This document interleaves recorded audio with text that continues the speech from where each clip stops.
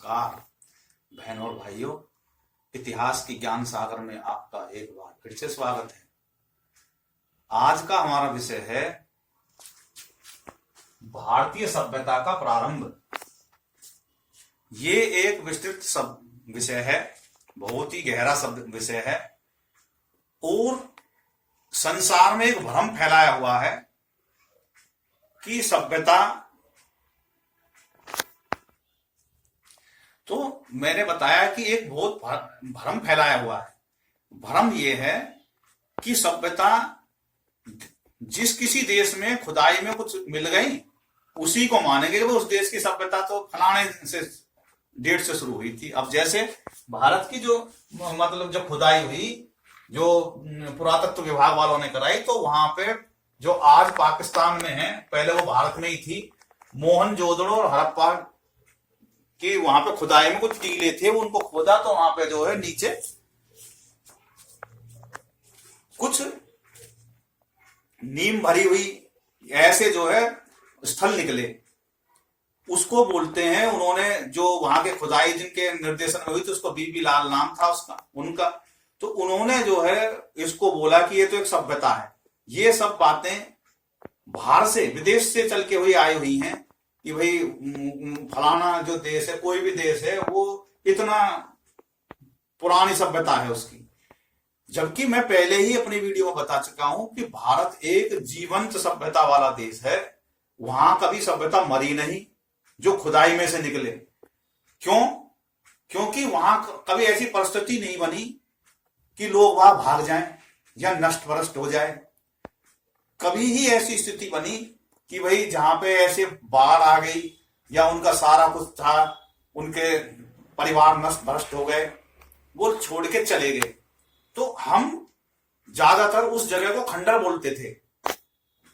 लेकिन कुछ ऐसी भी परिस्थितियां होती थी कि जैसे अचानक बाढ़ आ गई या भूस्खलन हो गया या कोई ऐसी कारण बन गए कि जो वह लोग वहां से चले गए और वो इस तरीके की हो गई, एक जो है मिट्टी से उसमें जो है धस गई जमीन में, क्योंकि ये पृथ्वी है, ये अदलती बदलती रहती है। तो वो जो है ऐसी उसको जो दबी हुई है और जमीन में से खुदाई में से निकली, संसार में उनको सभ्यता का नाम देना शुरू कर दिया। लेकिन ऐसा नहीं है। सभ्यता उसे बोलते हैं जिसमें जो भी व्यक्ति जहां रह रहा है बड़े सलीके से जो रहता हो और बड़े सुव्यवस्थित तरीके से उसने अपना रहन सहन कर रखा हो, उस जगह का जहां वो रह रहा है सारी सहूलियतें हों। जैसे आज के समय में कॉलोनियां होती हैं, एक तो कहते हैं विकसित कॉलोनी, एक कहते हैं कच्ची कॉलोनी, एक कहते हैं कि भाई डेवलप्ड कॉलोनी। यानी कि ऐसा रहन सहन जिसमें सब कुछ हो, जिसकी शर्तें इस प्रकार की हों, वो सारे पैमाने पे अगर बढ़ जाएगा तो वो कहलाते हैं कि ये लोग सभ्य हैं। वरना कहते हैं खाना बदोश है, असभ्य हैं, कोई उनका कोई रहन सहन नहीं है, कोई ठोड़ नहीं, ठिकाना नहीं। यानी कि कोई ऐसी जगह जहां पे टिक के सही तरीके से, सभ्य तरीके से, बिल्कुल सलीके से रहा जाए, उस जगह उनको जगह को कहते हैं कि यहाँ पे सभ्यता है, यहाँ पे जो लोग रहते हैं वे सभ्य हैं। अब सभ्य रहने के लिए कुछ शर्तें होती हैं, सभ्यता के लिए कुछ शर्तें होती हैं। कहते हैं कि भाई ये यहाँ पे सभ्यता है। उससे पहले बीबी लाल ने जो मोहनजोदड़ो और हड़प्पा आदि सभ्यता की बारे में जो बताया, जो खुदाई में मिली, जो 2000 साल सासापू यानी कि BCE, बिफोर कॉमन इरा जो है वो मिली खुदाई में। तो उन्होंने क्या कहा? उन्होंने ये कहा, बीबी लाल ने, इसके बारे में कि भाई ये जो सभ्यता जो यहां मिली है, जिसको मोहनजोदड़ो या हड़प्पा या सरस्वती सिंधु सभ्यता के नाम जो दिया गया है, ये बड़ी अनूठी सभ्यता है। ये एक अनोखी सभ्यता है। इस सभ्यता में ना तो कोई असंतुलन देखा गया कि भाई कोई अमीर है, कोई गरीब है, सबके लिए इसमें सामंजस्य बना हुआ था, कोई भेदभाव नजर नहीं आया। इसलिए ये जो अमीर और गरीब को बगैर भेदभाव से बांटने वाली जो सभ्यता थी, जो अपने आप में पूर्ण थी और उसमें सामंजस्य बिल्कुल संतुलन लिए हुए था, ये बातें जो हैं बीबी लाल ने कही। कि संसार में और भी सभ्यताएं थी, लेकिन उसमें ऐसा नहीं था। वहां पे जो भी संरचना मिली वो दो प्रकार की थी, एक ऊपर और एक नीचे की तरफ। वहां पे जो ऊपर के जो मकान बने हुए थे, जो नीचे जो मकान बने हुए थे, वो दोनों पक्की ईंटों से बने हुए थे और उनका जो नक्शा था वो ऐसा कोई नहीं नजर आ रहा था कि भेदभाव होता हो। इस प्रकार से उन्होंने ये निर्णय लिया कि जो है कि भाई ये जो भी सभ्यता जो है इसमें सामंजस्य है, संतुलन है। तो ये बातें बीबी लाल ने कही और आप जो है देखेंगे, मैं और बताऊंगा कि संस्कृति की जो है वो मतलब सभ्यता की विशेषताएं क्या होती हैं। देखिए, तो कोई भी सभ्यता जो है उसकी कुछ शर्तें होती हैं और ये भी एक विषय है कि भारतीय उपमहाद्वीप की आरंभिक सभ्यता कौन सी थी, ये भी एक प्रश्न है।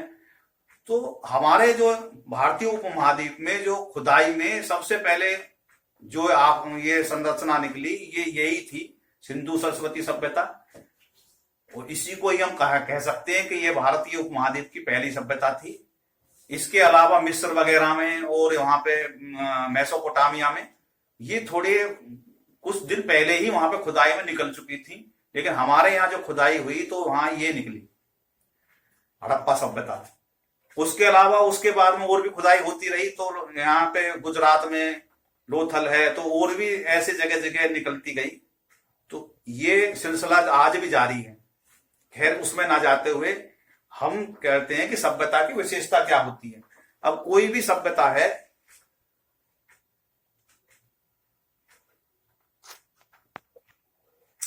तो सभ्यताओं की कुछ शर्तें होती हैं। सबसे पहली शर्त तो यह है कि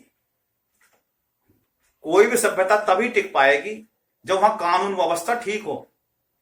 तो सबसे पहला है, कानून व्यवस्था को कौन बनाता है? शासन प्रशासन हो वहां पे। तो सबसे पहली शर्त होती है सभ्यता को पनपने के लिए कि वहां शांति हो, और शांति के लिए क्या है? वहां शासन हो। दूसरी होती है कि वहां पे जो है नगर हो या गांव हो और उनकी अपनी एक अर्थव्यवस्था हो, यानी कि वहां नगरीकरण भी हो और ग्रामीणकरण भी हो। क्योंकि नगर में तो व्यापार होता है और गांव से जो है नगरों के लिए अनाज आता है। तो जब तक दोनों अर्थव्यवस्था का मेल नहीं होगा तो ज्यादा दिन नहीं टिक पाएगी। शहरी अर्थव्यवस्था ज्यादा दिन नहीं टिक पाएगी। अगर ग्रामीण अर्थव्यवस्था वहां पे खराब हो गई तो शहर भूखे मर जाएंगे। तो इसलिए नगरीकरण भी हो और ग्रामीण भी हो। अब ये मोहनजोदड़ो की जो अर्थव्यवस्था थी, ये शहरी अर्थव्यवस्था थी जो वहां से खुदाई में मिली। उससे ये जानकारी होती थी कि शहरी अर्थव्यवस्था है। और वहां के आसपास में अगर ग्रामीण अर्थव्यवस्था में अकाल पड़ गया हो तो भी शहर उजड़ जाएगा। जब उनको खाने को कुछ अनाज मिलेगा ही नहीं तो वे कहां से तक रहेंगे वहां पे। तीसरा है, वहां पे शिल्पकार भी हो और कुटीर उद्योग भी हो, यानी कि वहां पे दोनों बातें हों। शिल्पकार होंगे तो उनसे खिंचे चले आएंगे लोग बाग, तरह तरह के वो उत्पाद बनाते हैं और औजार बनाते हैं, आभूषण बनाते हैं, वो सभी शिल्पकार होते हैं। और कुछ भवन निर्माता होते हैं। जब वो भवन निर्माता होंगे वो भी शिल्पकार की श्रेणी में ही आते हैं। तो वे वहां पे नए नए इमारतें, नए नए भूखंड का वो निर्माण करेंगे। और कुटीर उद्योग अपने आप में ही आमदनी का जरिया होता है। तो सभ्यता तभी टिक पाती है जब ये दोनों चीजें होंगी। तीसरी, वहां पे व्यापार होता हो। भाई व्यापार होता है तभी तो पैसे का लेन देन होगा, व्यापार होता हो। तीसरा, चौथा जो है ये हो गया। फिर है वहां पे लेखन की सुविधा हो। लेखन का मतलब यहां पे है कि लिखत पढ़त होती हो। कोई भी काम हो, लेन देन हो रहा हो, तो उसकी एक रजिस्टर हो और उसकी व्यवस्था हो शासन के वहां पे कि रजिस्टर्ड हो गया, ताकि किसी के साथ कोई बेईमानी ना हो। मान लो किसी ने कोई दुकान खरीदी या मकान खरीदा और कल को कह दिया तेरा तो ये है ही नहीं, तो वहां पर कुछ भी लेन देन हो उसका रजिस्ट्रीकरण होना चाहिए, उसका शासन से के रजिस्टर में या शासन के उसमें जो भी उनका दस्तावेज होते हैं उनको अभिलेखों को संजो के रखने की व्यवस्था होनी चाहिए। उसके बाद में है सबसे मुख्य बात जो होती है, जो अर्थव्यवस्था को जब लंबे समय तक जो है वो टिकती है, वो ये होती है कि उनका जो संवाद जो है विश्व के पूरे संसार या आसे पासे या पूरे संसार से उनका संवाद भी होता हो। और संवाद के लिए क्या होती है, एक संस्कृति की जरूरत होती है, रीति रिवाजों की जरूरत होती है। भाई रीति रिवाज होते हैं, किसी के ब्याह है, शादी है, तभी तो लोग वहां आते जाते हैं। जब किसी को कोई फंक्शन ही नहीं होगा तो कैसे आएंगे, आएगा ही नहीं कोई। भाई किसी के कोई जन्म हो रहा है, मृत्यु हो रही है, और भी कोई शुभ काम होते हैं, कोई उत्सव होता है, तभी मेले लगते हैं और कुछ चीजें होती हैं, तो वहां से बाहर का जो लोग हैं अपनी संस्कृति के जरिए से उसको आकर्षित करते हैं और अपना जो है अभिव्यक्ति करते हैं। तो मेरा कहने का मतलब है कि सबसे पहले तो शासन हो, नगर हो, शिल्पकार हो, कुटीर उद्योग हो, व्यापार होता हो, लेखन की सुविधा हो, जीवन के बारे जीवन और उसकी अभिव्यक्ति जो है संस्कृति के माध्यम से करते हो। और आगे क्या है कि कृषि की उत्पादकता, वहां के आसे पासे की जमीन ऐसी होनी चाहिए जो कृषि के लिए उपयुक्त हो। तो ये सब चीजें हैं मोटी मोटी शर्तें जो एक अर्थव्यवस्था, एक सभ्यता को टिकने के लिए जरूरी होती हैं।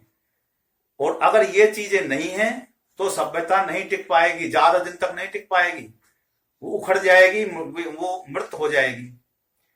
दूसरा, इसी वजह से ही जितने भी सभ्यताएं जो हैं जो खोजी गई, जो जमीन में से जो है उत्खनन में निकली, उनमें ज्यादातर वे सब नदियों के किनारे थी।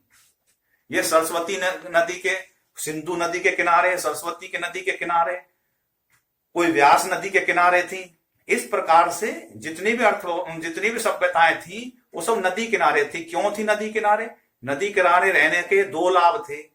एक तो वहां की जमीन उपजाऊ होती है, पीने के लिए पानी की व्यवस्था ठीक होती है, और आने जाने के लिए नदी का रास्ता होता है जहां आप व्यापार कर सकें। तो तीनों चीजें वहां एक तरह से मिल जाती थी, यानी कि पेट भरने के लिए अन्न भी वहां से उपजता है नदी की मिट्टी में, पीने के लिए पानी मिल रहा है, और व्यापार के लिए एक सड़क मिल रही है नदी के माध्यम से, व्यापार कर लेंगे आराम से। तो ये जो है नदी के किनारे ज्यादातर अर्थव्यवस्था हमारे यहाँ पे सभ्यता का विकास हुआ। संसार में भी यही है कि नदियों के किनारे शहर बसे। आज भी देखो दिल्ली है, यमुना के किनारे पे है, मथुरा है, और जितने भी बड़े बड़े जो है हमारे शहर हैं वो सब नदियों के किनारे हैं। और तभी वो जो है आज भी चहल पहल है उसमें, वरना वीरान हो जाते हुए अब तक तो, जब उनको कुछ ना तो पीने के लिए पानी मिलता है ना कुछ और होता। आज तो इतनी सुविधा है, तभी भी लोग वहां से जहां पे कैंसर के जो है पानी खराब होने लगता है वहां लोग भागने लगते हुए हम तो मर जाएंगे, कैंसर हो जाएगा हमारे। तो कहने का मतलब ये है कि सभ्यताओं का विकास पुराने समय में और आज के समय में भी नदियों के किनारे पे ही ज्यादातर विकास हुआ। इस वीडियो में इतना ही। अगली वीडियो में हम बताएंगे कि मोहनजोदड़ो की जो वो थी उसकी क्या विशेषताएं थी, हड़प्पा संस्कृति की, और भी जो भी संस्कृति सभ्यता जो है यहाँ पे मिली उनकी क्या विशेषताएं थी, उनका क्या योगदान था। आज वीडियो को आप देखें, लाइक करें, चैनल को सब्सक्राइब करें। बहुत बहुत धन्यवाद। जय हिंद, जय भारत, भारत माता की जय।